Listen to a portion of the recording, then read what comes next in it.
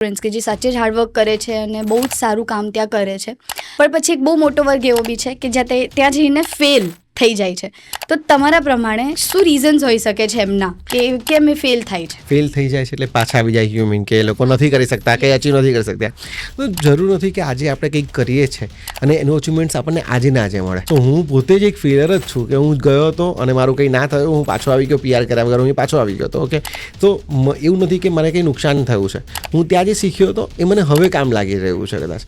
સો તમે જ્યારે long term goal દેખશો ને તો બધું સરસ જ થશે. તમે ઇન્ડિયા પાછા આવી ગયા તો પણ વાંધો નહીં, તમે ત્યારે આવ્યા તો પણ વાંધો. તમે શોર્ટ ટર્મ વિચારશો ને કે અરે યાર તો પાછો આવી ગયો, આ તો કન્ટ્રી ખોટી જતી, આ કન્ટ્રીમાં જ ઇસ્યુ છે, તો તમે ખરેખર કંઈ અચીવ કરી જ નહીં શકો. ઇવન તમને નોલેજ હશે તો પણ. નોલેજ લઈને આવ્યા છો, તમે ડિગ્રી લઈને આવ્યા છો, તમારું ઇંગ્લિશ, તમારું કોમ્યુનિકેશન સરખું થયું છે, તો તમને એનો ફાયદો પડશે. આજે નહીં પડે તો 5 વર્ષ પછી પડશે. શાંતિ રાખો, ધરપત રાખો, બધું થશે.